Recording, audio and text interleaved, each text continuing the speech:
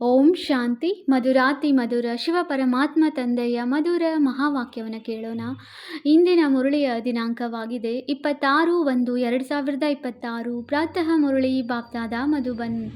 ಮಧುರ ಮಕ್ಕಳೇ, ನೀವು ಅರ್ಧಕಲ್ಪ ಯಾರ ಭಕ್ತಿಯನ್ನು ಮಾಡಿದ್ದೀರೋ ಆ ತಂದೆಯೇ ಸ್ವಯಂ ನಿಮಗೆ ಓದಿಸುತ್ತಿದ್ದಾರೆ. ಈ ವಿದ್ಯೆಯಿಂದಲೇ ನೀವು ದೇವಿ ದೇವತೆಗಳಾಗುತ್ತೀರಿ. ಪ್ರಶ್ನೆಯಾಗಿದೆ, ಯೋಗ ಬಲದ ಲಿಫ್ಟ್ನ ಚಮತ್ಕಾರವೇನಾಗಿದೆ? ಉತ್ತರ: ನೀವು ಮಕ್ಕಳು ಯೋಗ ಬಲದ ಲಿಫ್ಟಿನಿಂದ ಸೆಕೆಂಡಿನಲ್ಲಿ ಮೇಲೇರಿ ಬಿಡುತ್ತೀರಿ. ಅರ್ಥಾತ್ ಸೆಕೆಂಡಿನಲ್ಲಿ ಜೀವನ್ಮುಕ್ತಿಯ ಆಸ್ತಿಯು ನಿಮಗೆ ಸಿಗುತ್ತದೆ. ನಿಮಗೆ ತಿಳಿದಿದೆ, ಏಣಿಯನ್ನು ಇಳಿಯುವುದರಲ್ಲಿ 5,000 ವರ್ಷಗಳು ಹಿಡಿಸಿತು ಮತ್ತು ಈಗ 1 ಸೆಕೆಂಡಿನಲ್ಲಿ ಮೇಲೇರುತ್ತೀರಿ. ಇದೇ ಯೋಗ ಬಲದ ಕಮಾಲಾಗಿದೆ. ತಂದೆಯ ನೆನಪಿನಿಂದ ಎಲ್ಲ ಪಾಪಗಳು ಕಳೆಯುತ್ತವೆ. ಆತ್ಮವು ಸತೋಪ್ರಧಾನವಾಗಿ ಬಿಡುತ್ತದೆ. ಓಂ ಶಾಂತಿ. ಆತ್ಮಿಕ ತಂದೆಯು ಆತ್ಮಿಕ ಮಕ್ಕಳಿಗೆ ಕುಳಿತು ತಿಳಿಸುತ್ತಾರೆ. ಆತ್ಮಿಕ ತಂದೆಯ ಮಹಿಮೆಯನ್ನಂತೂ ಮಕ್ಕಳಿಗೆ ತಿಳಿಸಿದ್ದಾರೆ. ಅವರು ಜ್ಞಾನಸಾಗರ, ಸತ್ ಚಿತ್ ಆನಂದ ಸ್ವರೂಪನಾಗಿದ್ದಾರೆ, ಶಾಂತಿಯ ಸಾಗರನಾಗಿದ್ದಾರೆ. ಅವರಿಗೆ ಎಲ್ಲ ಬೇಹದ್ದಿನ ಬಿರುದುಗಳನ್ನು ಕೊಡಲಾಗುತ್ತದೆ. ತಂದೆಯು ಜ್ಞಾನ ಸಾಗರನಾಗಿದ್ದಾರೆ ಮತ್ತು ಈ ಸಮಯದಲ್ಲಿ ಯಾರೆಲ್ಲ ಮನುಷ್ಯರಿದ್ದಾರೆಯೋ ಎಲ್ಲರಿಗೂ ಗೊತ್ತಿದೆ ನಾವು ಭಕ್ತಿಯ ಸಾಗರರಾಗಿದ್ದೇವೆ ಎಂದು. ಭಕ್ತಿಯಲ್ಲಿ ಯಾರು ಎಲ್ಲರಿಗಿಂತ ಮುಂದುವರಿಯುವರೋ ಅವರಿಗೆ ಮಾನ್ಯತೆ ಸಿಗುತ್ತದೆ. ಈ ಸಮಯದಲ್ಲಿ ಕಲಿಯುಗದಲ್ಲಿ ಭಕ್ತಿ ದುಃಖವಿದೆ. ಸತ್ಯಯುಗದಲ್ಲಿ ಜ್ಞಾನದ ಸುಖವಿರುತ್ತದೆ.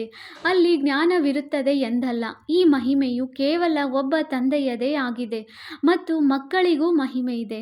ಏಕೆಂದರೆ ತಂದೆಯು ಮಕ್ಕಳಿಗೆ ಓದಿಸುತ್ತಾರೆ ಅಥವಾ ಯಾತ್ರೆಯನ್ನು ಕಲಿಸುತ್ತಾರೆ. ತಂದೆಯು ತಿಳಿಸಿದ್ದಾರೆ, 2 ಯಾತ್ರೆಗಳಿವೆ. ಭಕ್ತರು ತೀರ್ಥಯಾತ್ರೆ ಮಾಡುತ್ತಾರೆ, 4 ಕಡೆ ಸುತ್ತಾಡಿ ಬರುತ್ತಾರೆ. ಅಂದಾಗ ಎಷ್ಟು ಸಮಯ 4 ಕಡೆ ಸುತ್ತಾಡುವರೋ ಅಷ್ಟು ಸಮಯ ವಿಕಾರದಲ್ಲಿ ಹೋಗುವುದಿಲ್ಲ. ಮದ್ಯಪಾನ ಇತ್ಯಾದಿ ಚೀಚಿ ಪದಾರ್ಥಗಳನ್ನು ಸೇವಿಸುವುದಿಲ್ಲ. ಕೆಲವೊಮ್ಮೆ ಬದರಿನಾಥ, ಕೆಲವೊಮ್ಮೆ ಕಾಶಿಗೂ ಹೋಗುತ್ತಾರೆ. ಭಗವಂತನಿಗೆ ಭಕ್ತಿ ಮಾಡುತ್ತಾರೆ ಅಂದ ಮೇಲೆ ಭಗವಂತನು ಒಬ್ಬರೇ ಇರಬೇಕಲ್ಲವೇ? ಎಲ್ಲ ಕಡೆ ಸುತ್ತಾಡುವ ಅವಶ್ಯಕತೆ ಇಲ್ಲ ಅಲ್ಲವೇ? ಶಿವ ತಂದೆಯ ತೀರ್ಥ ಸ್ಥಾನವನ್ನು ನೋಡಿಕೊಂಡು ಬರುತ್ತಾರೆ. ಕಾಶಿಯು ಎಲ್ಲದಕ್ಕಿಂತ ದೊಡ್ಡ ತೀರ್ಥ ಸ್ಥಾನವೆಂದು ಗಾಯನವಿದೆ. ಅದಕ್ಕೆ ಶಿವಪುರಿ ಅಂತಲೂ ಹೇಳುತ್ತಾರೆ. 4 ಕಡೆ ಹೋಗುತ್ತಾರೆ. ಆದರೆ ಯಾರ ದರ್ಶನ ಮಾಡಲು ಹೋಗುವರು ಅಥವಾ ಯಾರ ಭಕ್ತಿ ಮಾಡುವರು ಅವರ ಚರಿತ್ರೆ, ಕರ್ತವ್ಯದ ಬಗ್ಗೆ ಯಾರಿಗೂ ಗೊತ್ತಿಲ್ಲ. ಆದ್ದರಿಂದ ಅದಕ್ಕೆ ಅಂಧಶ್ರದ್ಧೆ ಎಂದು ಹೇಳಲಾಗುತ್ತದೆ. ಅವರ ಜೀವನ ಕಥೆಯನ್ನು ತಿಳಿದುಕೊಳ್ಳದೆ ಅವರಿಗೆ ಪೂಜೆ ಮಾಡುವುದು, ತಲೆಬಾಗುವುದಕ್ಕೆ ಅಂಧಶ್ರದ್ಧೆ ಎಂದು ಹೇಳಲಾಗುವುದು. ಮನೆಯಲ್ಲಿಯೇ ಆಚರಣೆ ಮಾಡುತ್ತಾರೆ. ದೇವಿಯರಿಗೆ ಎಷ್ಟೊಂದು ಪೂಜೆ ಮಾಡುತ್ತಾರೆ. ಮಣ್ಣಿನ ಅಥವಾ ಕಲ್ಲಿನ ದೇವಿಯರನ್ನು ಮಾಡಿ ಅವರನ್ನು ಬಹಳ ಶೃಂಗರಿಸುತ್ತಾರೆ. ತಿಳಿದುಕೊಳ್ಳಿ, ಲಕ್ಷ್ಮಿಯ ಚಿತ್ರವನ್ನು ಮಾಡುತ್ತಾರೆ. ಇವರ ಚರಿತ್ರೆಯನ್ನು ತಿಳಿಸಿ ಎಂದು ಕೇಳಿದರೆ ಸತ್ಯಯುಗದ ಮಹಾರಾಣಿಯಾಗಿದ್ದರು ಎಂದು ಹೇಳುತ್ತಾರೆ. ತ್ರೇತಾಯುಗದ ಮಹಾರಾಣಿಯು ಸೀತೆಯಾಗಿದ್ದಳು. ಬಾಕಿ ಅವರು ಎಷ್ಟು ಸಮಯ ರಾಜ್ಯ ಮಾಡಿದರು? ಲಕ್ಷ್ಮೀನಾರಾಯಣರ ರಾಜ್ಯವು ಯಾವಾಗಿನಿಂದ ಎಲ್ಲಿಯವರೆಗೆ ನಡೆಯಿತು ಎಂಬುದನ್ನು ಯಾರೂ ತಿಳಿದುಕೊಂಡಿಲ್ಲ. ಮನುಷ್ಯರು ಭಕ್ತಿ ಮಾರ್ಗದಲ್ಲಿ ತೀರ್ಥ ಸ್ಥಾನಗಳಿಗೆ ಹೋಗುತ್ತಾರೆ. ಇವೆಲ್ಲವೂ ಭಗವಂತನೊಂದಿಗೆ ಮಿಲನ ಮಾಡುವ ಉಪಾಯವಾಗಿವೆ ಎಂದು ತಿಳಿಯುತ್ತಾರೆ. ಶಾಸ್ತ್ರಗಳನ್ನು ಓದುವುದು ಸಹ ಭಗವಂತನೊಂದಿಗೆ ಮಿಲನ ಮಾಡಲು ಉಪಾಯವಾಗಿದೆ ಎಂದು ತಿಳಿಯುತ್ತಾರೆ. ಆದರೆ ಭಗವಂತ ಎಲ್ಲಿದ್ದಾರೆ?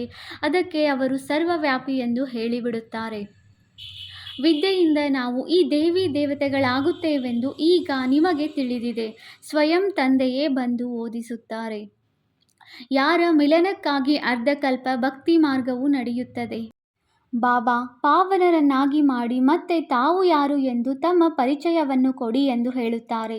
ತಂದೆಯು ತಿಳಿಸಿದ್ದಾರೆ, ನೀವಾತ್ಮರು ಬಿಂದುಗಳಾಗಿದ್ದೀರಿ. ಆತ್ಮಕ್ಕೆ ಇಲ್ಲಿ ಶರೀರವು ಸಿಕ್ಕಿದೆ, ಆದ್ದರಿಂದ ಇಲ್ಲಿ ಕರ್ಮ ಮಾಡುತ್ತದೆ. ದೇವತೆಗಳು ಸತ್ಯ ಯುಗದಲ್ಲಿ ರಾಜ್ಯ ಮಾಡಿ ಹೋಗಿದ್ದಾರೆಂದು ಹೇಳುತ್ತಾರೆ. ಅವಶ್ಯವಾಗಿ ಗಾಡ್ ಫಾದರ್ ಸ್ವರ್ಗ ಸ್ಥಾಪನೆ ಮಾಡಿದರು. ಆಗ ನಾವು ಇರಲಿಲ್ಲ. ಭಾರತದಲ್ಲಿ ಸ್ವರ್ಗವಿತ್ತು ಎಂದು ಕ್ರಿಶ್ಚಿಯನ್ನರು ಸಹ ತಿಳಿದುಕೊಳ್ಳುತ್ತಾರೆ. ಭಾರತ ವಾಸಿಗಳಿಗಿಂತಲೂ ಅವರ ಬುದ್ಧಿಯಾದರೂ ಸ್ವಲ್ಪ ಚೆನ್ನಾಗಿದೆ. ಸತೋಪ್ರಧಾನರು ಭಾರತವಾಸಿಗಳೇ ಆಗುತ್ತಾರೆ ಮತ್ತು ತಮೋಪ್ರಧಾನರು ಆಗುತ್ತಾರೆ. ಕ್ರಿಶ್ಚಿಯನ್ನರು ಇಷ್ಟು ಸುಖವನ್ನು ನೋಡುವುದಿಲ್ಲ, ಇಷ್ಟು ದುಃಖವನ್ನು ನೋಡುವುದಿಲ್ಲ. ಈಗಿನ ಕ್ರಿಶ್ಚಿಯನ್ನರು ಎಷ್ಟೊಂದು ಸುಖಿಯಾಗಿದ್ದಾರೆ. ಮೊದಲಂತೂ ಅವರು ಬಡವರಾಗಿದ್ದರು. ಹಣವನ್ನಂತೂ ಪರಿಶ್ರಮದಿಂದಲೇ ಸಂಪಾದಿಸಲಾಗುತ್ತದೆಯಲ್ಲವೇ? ಮೊದಲು ಒಬ್ಬ ಕ್ರಿಸ್ತನು ಬಂದನು ಮತ್ತು ಅವರ ಧರ್ಮವು ಸ್ಥಾಪನೆಯಾಗುತ್ತದೆ, ವೃದ್ಧಿಯಾಗುತ್ತಾ ಹೋಗುತ್ತದೆ. ಒಬ್ಬರಿಂದ ಇಬ್ಬರು, ಇಬ್ಬರಿಂದ 4 ಜನ, ಹೀಗೆ ವೃದ್ಧಿಯಾಗತೊಡಗುತ್ತದೆ. ಈಗ ನೋಡಿ, ಕ್ರಿಶ್ಚಿಯನ್ನರ ವಂಶವೃಕ್ಷವು ಎಷ್ಟೊಂದಾಗಿ ಬಿಟ್ಟಿದೆ. ದೇವಿ ದೇವತಾ ಮನೆತನವು ತಳಹದಿಯಾಗಿದೆ. ಅದು ಮತ್ತೆ ಈ ಸಮಯದಲ್ಲಿ ಸ್ಥಾಪನೆಯಾಗುತ್ತದೆ. ಮೊದಲು ಒಬ್ಬ ಬ್ರಹ್ಮ ಮತ್ತೆ ಬ್ರಾಹ್ಮಣರ ದತ್ತು ಸಂತಾನ ವೃದ್ಧಿಯಾಗತೊಡಗುತ್ತದೆ. ತಂದೆಯು ಓದಿಸುತ್ತಾರೆ, ಆದ್ದರಿಂದ ಅನೇಕರು ಬ್ರಾಹ್ಮಣರಾಗಿ ಬಿಡುತ್ತಾರೆ. ಮೊದಲು ಇವರೊಬ್ಬರೇ ಇದ್ದರಲ್ಲವೇ? ಒಬ್ಬರಿಂದ ಎಷ್ಟೊಂದು ವೃದ್ಧಿಯಾಗಿದೆ, ಇನ್ನೂ ಎಷ್ಟು ಆಗುವುದಿದೆ. ಎಷ್ಟು ಸೂರ್ಯವಂಶಿ ಚಂದ್ರವಂಶಿ ದೇವತೆಗಳಿದ್ದರೋ ಅವರೆಲ್ಲರೂ ಈಗಲೇ ತಯಾರಾಗಬೇಕಾಗಿದೆ. ಮೊದಲು ಒಬ್ಬ ತಂದೆಯಾಗಿದ್ದಾರೆ. ಆ ತಂದೆಗೆ ನಾವಾತ್ಮರು ಎಷ್ಟೊಂದು ಮಂದಿ ಸಂತಾನರಿದ್ದೇವೆ. ನಾವೆಲ್ಲ ಆತ್ಮರ ತಂದೆಯು ಅನಾದಿಯಾಗಿದ್ದಾರೆ. ಈ ಸೃಷ್ಟಿ ಚಕ್ರವು ಸುತ್ತುತ್ತಿರುತ್ತದೆ. ಎಲ್ಲ ಮನುಷ್ಯರು ಸದಾ ಇರುವುದಿಲ್ಲ. ಆತ್ಮರು ಭಿನ್ನ ಭಿನ್ನ ಪಾತ್ರವನ್ನು ಅಭಿನಯಿಸಬೇಕಾಗಿದೆ. ಈ ವೃಕ್ಷಕ್ಕೆ ದೇವಿ ದೇವತೆಗಳು ಮೊದಲ ಬುನಾದಿಯಾಗಿದ್ದಾರೆ. ನಂತರ ಅವರಿಂದ ಶಾಖೆಗಳು ಹೊರಟಿವೆ. ಅಂದಾಗ ತಂದೆಯು ಮಕ್ಕಳಿಗೆ ತಿಳಿಸುತ್ತಾರೆ. ನಾನು ಬಂದು ಏನು ಮಾಡುತ್ತೇನೆ ಎಂಬುದನ್ನು ಮಕ್ಕಳಿಗೆ ತಿಳಿಸುತ್ತಾರೆ. ಆತ್ಮದಲ್ಲಿಯೇ ಧಾರಣೆಯಾಗುತ್ತದೆ. ನಾನು ಹೇಗೆ ಬಂದೆನು ಎಂದು ತಂದೆಯು ಕುಳಿತು ತಿಳಿಸುತ್ತಾರೆ. ನೀವೆಲ್ಲ ಮಕ್ಕಳು ಈಗ ಪತಿತರಾಗಿದ್ದೀರಿ, ಆದ್ದರಿಂದ ನೆನಪು ಮಾಡುತ್ತೀರಿ. ಸತ್ಯ ತ್ರೇತಾಯುಗದಲ್ಲಿ ನೀವು ಸುಖಿಯಾಗಿದ್ದೀರಿ, ಆದ್ದರಿಂದ ನೆನಪು ಮಾಡುತ್ತಿರಲಿಲ್ಲ. ದ್ವಾಪರದ ನಂತರ ಯಾವಾಗ ದುಃಖವು ಹೆಚ್ಚಾಯಿತೋ ಆಗ ಹೇ ಪರಮಪಿತ ಪರಮಾತ್ಮ ತಂದೆಯೇ ಎಂದು ಕರೆದಿರಿ. ಹೌದು ಮಕ್ಕಳೇ, ಕೇಳಿಸಿಕೊಂಡೆನು. ಏನನ್ನು ಬಯಸುತ್ತೀರಿ? ಬಾಬಾ, ಬಂದು ಪತಿತರನ್ನು ಪಾವನ ಮಾಡಿ. ಬಾಬಾ, ನಾವು ಬಹಳ ದುಃಖಿ ಪತಿತರಾಗಿದ್ದೇವೆ. ಬಂದು ನಮ್ಮನ್ನು ಪಾವನ ಮಾಡಿ, ಕೃಪೆ ಮಾಡಿ, ಆಶೀರ್ವಾದ ಮಾಡಿ ಎಂದು ನೀವು ನನ್ನನ್ನು ಕರೆದಿರಿ. ಸತ್ಯಯುಗಕ್ಕೆ ಪಾವನ ಪ್ರಪಂಚವೆಂದು ಹೇಳಲಾಗುತ್ತದೆ. ಇದನ್ನು ಸಹ ಸ್ವಯಂ ತಂದೆಯು ತಿಳಿಸುತ್ತಾರೆ. ಡ್ರಾಮಾ ಪ್ಲಾನ್ ಅನುಸಾರ ಯಾವಾಗ ಸಂಗಮ ಯುಗವಾಗುವುದೋ, ಸೃಷ್ಟಿಯು ಹಳೆಯದಾಗುವುದೋ ಆಗ ನಾನು ಬರುತ್ತೇನೆ. ನೀವು ತಿಳಿದುಕೊಂಡಿದ್ದೀರಿ. ಸನ್ಯಾಸಿಗಳು 2 ಪ್ರಕಾರದವರಿದ್ದಾರೆ. ಅವರು ಹಠಯೋಗಿಗಳಾಗಿದ್ದಾರೆ. ರಾಜಯೋಗಿಗಳೆಂದು ಹೇಳಲಾಗುವುದಿಲ್ಲ. ಅವರದು ಹದ್ದಿನ ಸನ್ಯಾಸವಾಗಿದೆ. ಮನೆ ಮಠವನ್ನು ಬಿಟ್ಟು ಹೋಗಿ ಕಾಡಿನಲ್ಲಿರುತ್ತಾರೆ. ಗುರುಗಳಿಗೆ ಅನುಯಾಯಿಗಳಾಗುತ್ತಾರೆ. ಗೋಪಿಚಂದ ರಾಜನ ಒಂದು ಕಥೆಯನ್ನು ಹೇಳುತ್ತಾರೆ. ಅವರು ಕೇಳಿದರು, ನೀವು ಮನೆಯನ್ನು ಏಕೆ ಬಿಡುತ್ತೀರಿ? ಎಲ್ಲಿಗೆ ಹೋಗುತ್ತೀರಿ? ಶಾಸ್ತ್ರಗಳಲ್ಲಿ ಬಹಳಷ್ಟು ಕಥೆಗಳಿವೆ. ನೀವೀಗ ಬ್ರಹ್ಮಕುಮಾರ ಕುಮಾರಿಯರು ಹೋಗಿ ರಾಜರಿಗೂ ರಾಜಯೋಗವನ್ನು ಕಲಿಸುತ್ತೀರಿ. ಒಂದು ಅಷ್ಟವಕ್ರ ಗೀತೆಯೂ ಇದೆ. ಅದರಲ್ಲಿ ತೋರಿಸುತ್ತಾರೆ. ರಾಜನಿಗೆ ವೈರಾಗ್ಯ ಬಂದಿತು. ನಮಗೆ ಯಾರಾದರೂ ಪರಮಾತ್ಮನೊಂದಿಗೆ ಮಿಲನ ಮಾಡಿಸಿ ಎಂದು ಕೇಳಿದರು. ಡಂಗುರ ಹೊಡೆಸಿದರು. ಅದು ಇದೇ ಸಮಯವಾಗಿದೆ. ನೀವು ಹೋಗಿ ತಂದೆಯೊಂದಿಗೆ ಮಿಲನ ಮಾಡಿಸಲು ರಾಜರಿಗೂ ಜ್ಞಾನ ಕೊಡುತ್ತೀರಲ್ಲವೇ? ಹೇಗೆ ನೀವು ಮಿಲನ ಮಾಡಿದ್ದೀರೋ ಹಾಗೆಯೇ ಅನ್ಯರನ್ನೂ ಮಿಲನ ಮಾಡಿಸುವ ಪ್ರಯತ್ನ ಪಡುತ್ತೀರಿ. ನಾವು ನಿಮ್ಮನ್ನು ಸ್ವರ್ಗದ ಮಾಲೀಕರನ್ನಾಗಿ ಮಾಡುತ್ತೇವೆ, ಮುಕ್ತಿ ಜೀವನ್ಮುಕ್ತಿಯನ್ನು ಕೊಡುತ್ತೇವೆಂದು ಹೇಳುತ್ತೀರಿ. ಮತ್ತು ನೀವು ತಿಳಿಸಿ, ಶಿವ ತಂದೆಯನ್ನು ನೆನಪು ಮಾಡಿ, ಮತ್ಯಾರನ್ನೂ ಅಲ್ಲ. ಆರಂಭದಲ್ಲಿ ನಿಮ್ಮ ಬಳಿಯೂ ಕುಳಿತಿದ್ದಂತೆಯೇ ಒಬ್ಬರು ಇನ್ನೊಬ್ಬರನ್ನು ನೋಡುತ್ತಾ ಧ್ಯಾನದಲ್ಲಿ ಹೊರಟು ಹೋಗುತ್ತಿದ್ದರು. ಬಹಳ ಆಶ್ಚರ್ಯವೆನಿಸುತ್ತಿತ್ತು. ಇವರಲ್ಲಿ ತಂದೆ ಇದ್ದರಲ್ಲವೇ? ಅವರು ಚಮತ್ಕಾರ ತೋರಿಸುತ್ತಿದ್ದರು. ಎಲ್ಲರ ಬುದ್ಧಿಯ ಹಗ್ಗವನ್ನು ಸೆಳೆಯುತ್ತಿದ್ದರು. ಬಾಪ್ದಾದ ಒಟ್ಟಿಗೆ ಸೇರಿಬಿಟ್ಟರಲ್ಲವೇ? ಇಲ್ಲಿ ಸ್ಮಶಾನ ಮಾಡಿ ಬಿಡುತ್ತಿದ್ದರು. ಎಲ್ಲರೂ ತಂದೆಯ ನೆನಪಿನಲ್ಲಿ ಮಲಗಿಬಿಡಿ ಎಂದು ಹೇಳಿದಾಗ ಎಲ್ಲರೂ ಧ್ಯಾನದಲ್ಲಿ ಹೊರಟು ಹೋಗುತ್ತಿದ್ದರು. ಇದೆಲ್ಲವೂ ಶಿವ ತಂದೆಯ ಚತುರತೆಯಾಗಿತ್ತು. ಇದನ್ನು ಅನ್ಯರು ಜಾದುವೆಂದು ಹೇಳತೊಡಗಿದರು. ಇದು ಶಿವ ತಂದೆಯ ಆಟವಾಗಿತ್ತು. ತಂದೆಯು ಜಾದೂಗಾರ, ಸೌದಾಗಾರ, ರತ್ನಾಗಾರನಲ್ಲವೇ? ಅಗಸನೂ ಆಗಿದ್ದಾರೆ, ಅಕ್ಕ ಸಾಲಿಗನೂ ಆಗಿದ್ದಾರೆ, ವಕೀಲನೂ ಆಗಿದ್ದಾರೆ. ಎಲ್ಲರನ್ನೂ ರಾವಣನ ಬಂಧನದಿಂದ ಬಿಡಿಸುತ್ತಾರೆ. ಹೇ ಪತೀತ ಪಾವನ, ಹೇ ದೂರ ದೇಶದಲ್ಲಿರುವ ತಂದೆಯೇ, ಬಂದು ನಮ್ಮನ್ನು ಪಾವನ ಮಾಡಿ. ಪತಿತ ಪ್ರಪಂಚದಲ್ಲಿ ಪತಿತ ಶರೀರದಲ್ಲಿ ಬಂದು ನಮ್ಮನ್ನು ಪಾವನ ಮಾಡಿ ಎಂದೇ ಅವರನ್ನು ಕರೆಯುತ್ತಾರೆ. ನೀವೀಗ ಅದರ ಅರ್ಥವನ್ನು ತಿಳಿದುಕೊಂಡಿದ್ದೀರಿ. ತಂದೆಯು ಬಂದು ತಿಳಿಸುತ್ತಾರೆ, ನೀವು ಮಕ್ಕಳು ರಾವಣನ ದೇಶದಲ್ಲಿ ನನ್ನನ್ನು ಕರೆದಿರಿ. ನಾನಂತೂ ಪರಮಧಾಮದಲ್ಲಿ ಕುಳಿತಿದ್ದೇನು. ಸ್ವರ್ಗ ಸ್ಥಾಪನೆ ಮಾಡಲು ನನ್ನನ್ನು ನರಕ ರಾವಣನ ದೇಶದಲ್ಲಿ ನಮ್ಮನ್ನು ಸುಖಧಾಮಕ್ಕೆ ಕರೆದುಕೊಂಡು ಹೋಗಿ ಎಂದು ಕರೆದಿರಿ. ಈಗ ನೀವು ಮಕ್ಕಳನ್ನು ಕರೆದುಕೊಂಡು ಹೋಗುತ್ತೇನೆ. ಇದು ಡ್ರಾಮಾ ಆಗಿದೆ. ನಾನು ನಿಮಗೆ ಯಾವ ರಾಜ್ಯವನ್ನು ಕೊಟ್ಟಿದ್ದೇನೋ ಅದು ಕಳೆದು ಹೋಯಿತು. ಮತ್ತೆ ದ್ವಾಪರದಿಂದ ರಾವಣ ರಾಜ್ಯವು ನಡೆಯಿತು. ಪಂಚವಿಕಾರಗಳಲ್ಲಿ ಬಿದ್ದಿರಿ. ಜಗನ್ನಾಥ ಪುರಿಯಲ್ಲಿ ವಾಮ ಮಾರ್ಗದ ಚಿತ್ರಗಳು ಇವೆ. ಮೊದಲ ನಂಬರ್ನಲ್ಲಿ ಯಾರಿದ್ದರೋ ಅವರೇ ಮತ್ತೆ 84 ಜನ್ಮಗಳನ್ನು ತೆಗೆದುಕೊಂಡು ಈಗ ಅಂತಿಮದಲ್ಲಿದ್ದಾರೆ. ಈಗ ಮತ್ತೆ ಅವರೇ ಮೊದಲ ನಂಬರ್ನಲ್ಲಿ ಹೋಗಬೇಕಾಗಿದೆ. ಈ ಬ್ರಹ್ಮರವರು ಕುಳಿತಿದ್ದಾರೆ, ವಿಷ್ಣುವು ಕುಳಿತಿದ್ದಾರೆ. ಪರಸ್ಪರ ಇವರ ಸಂಬಂಧವೇನು? ಪ್ರಪಂಚದಲ್ಲಿ ಯಾರೂ ತಿಳಿದುಕೊಂಡಿಲ್ಲ. ಬ್ರಹ್ಮ ಸರಸ್ವತಿಯೂ ಸಹ ಮೂಲತಃ ಸತ್ಯಯುಗದ ಮಾಲೀಕರು ಲಕ್ಷ್ಮೀನಾರಾಯಣರಾಗಿದ್ದರು. ಈಗ ನರಕದ ಮಾಲೀಕರಾಗಿದ್ದಾರೆ. ಮತ್ತೆ ಲಕ್ಷ್ಮೀನಾರಾಯಣರಾಗಲು ಈಗ ತಪಸ್ಸು ಮಾಡುತ್ತಿದ್ದಾರೆ. ದಿಲ್ವಾಡ ಮಂದಿರದಲ್ಲಿ ಪೂರ್ಣ ನೆನಪಾರ್ಥವಿದೆ. ತಂದೆಯು ಇಲ್ಲಿಯೇ ಬಂದಿದ್ದಾರೆ. ಆದ್ದರಿಂದ ಈಗ ಬರೆಯುತ್ತಾರೆ, ಅಬು ಪರ್ವತವು ಸರ್ವ ತೀರ್ಥಸ್ಥಾನಗಳಲ್ಲಿ ಎಲ್ಲ ಧರ್ಮಗಳ ತೀರ್ಥಸ್ಥಾನಗಳಿಗಿಂತಲೂ ಮುಖ್ಯ ತೀರ್ಥಸ್ಥಾನವಾಗಿದೆ. ಏಕೆಂದರೆ ತಂದೆಯು ಇಲ್ಲಿಯೇ ಬಂದು ಸರ್ವ ಧರ್ಮಗಳ ಸದ್ಗತಿ ಮಾಡುತ್ತಾರೆ. ನೀವು ಶಾಂತಿಧಾಮಕ್ಕೆ ಹೋಗಿ ನಂತರ ಸುಖಧಾಮದಲ್ಲಿ ಬರುತ್ತೀರಿ. ಉಳಿದೆಲ್ಲರೂ ಶಾಂತಿಧಾಮಕ್ಕೆ ಹೊರಟು ಹೋಗುವರು. ಆ ಮಂದಿರವು ಜಡ ನೆನಪಾರ್ಥವಾಗಿದೆ. ಇದು ಚೈತನ್ಯವಾಗಿದೆ. ಯಾವಾಗ ನೀವು ಚೈತನ್ಯದಲ್ಲಿ ಆಗಿಬಿಡುತ್ತೀರೋ ಆಗ ಈ ಮಂದಿರಗಳೆಲ್ಲವೂ ಸಮಾಪ್ತಿಯಾಗುತ್ತವೆ. ಮತ್ತೆ ಭಕ್ತಿ ಮಾರ್ಗದಲ್ಲಿ ಈ ನೆನಪಾರ್ಥಗಳನ್ನು ಮಾಡಿಸುತ್ತಾರೆ. ನೀವೀಗ ಸ್ವರ್ಗದ ಸ್ಥಾಪನೆ ಮಾಡುತ್ತಿದ್ದೀರಿ. ಸ್ವರ್ಗವು ಮೇಲಿದೆ ಎಂದು ಮನುಷ್ಯರು ತಿಳಿದುಕೊಳ್ಳುತ್ತಾರೆ. ನೀವೀಗ ತಿಳಿದುಕೊಂಡಿದ್ದೀರಿ, ಇದೇ ಭಾರತವು ಸ್ವರ್ಗವಾಗಿತ್ತು, ಈಗ ನರಕವಾಗಿದೆ.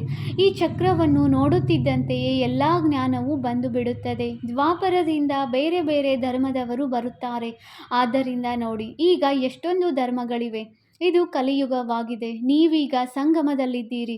ಸತ್ಯಯುಗದಲ್ಲಿ ಹೋಗಲು ಪುರುಷಾರ್ಥ ಮಾಡುತ್ತೀರಿ. ಕಲಿಯುಗದಲ್ಲಿ ಎಲ್ಲರೂ ಕಲ್ಲು ಬುದ್ಧಿಯವರಾಗಿದ್ದಾರೆ. ಸತ್ಯಯುಗದಲ್ಲಿ ಪಾರಸ ಬುದ್ಧಿಯವರಿರುತ್ತಾರೆ. ನೀವೇ ಪಾರಸ ಬುದ್ಧಿಯವರಿದ್ದೀರಿ. ನೀವೇ ನಂತರ ಕಲ್ಲು ಬುದ್ಧಿಯವರಾಗಿದ್ದೀರಿ. ಈಗ ಪುನಃ ಪಾರಸ ಬುದ್ಧಿಯವರಾಗಬೇಕಾಗಿದೆ. ತಂದೆಯು ತಿಳಿಸುತ್ತಾರೆ, ನೀವು ನನ್ನನ್ನು ಕರೆದಿರಿ, ಆದ್ದರಿಂದ ನಾನು ಬಂದಿದ್ದೇನೆ ಮತ್ತು ನಿಮಗೆ ಹೇಳುತ್ತೇನೆ, ಕಾಮವನ್ನು ಜಯಿಸಿದರೆ ಜಗಜ್ಜೀತರಾಗುವಿರಿ. ಮುಖ್ಯವಾದ ವಿಕಾರವೂ ಇದೇಯಾಗಿದೆ. ಸತ್ಯಯುಗದಲ್ಲಿ ಎಲ್ಲರೂ ನಿರ್ವಿಕಾರಿಗಳಾಗಿರುತ್ತಾರೆ. ಕಲಿಯುಗದಲ್ಲಿ ವಿಕಾರಿಗಳಾಗಿದ್ದಾರೆ. ತಂದೆಯು ತಿಳಿಸುತ್ತಾರೆ, ಮಕ್ಕಳೇ, ಈಗ ನಿರ್ವಿಕಾರಿಗಳಾಗಿ 63 ಜನ್ಮಗಳಂತೂ ವಿಕಾರದಲ್ಲಿ ಹೋಗಿದ್ದೀರಿ. ಈ ಅಂತಿಮ ಜನ್ಮ ಪವಿತ್ರರಾಗಿ.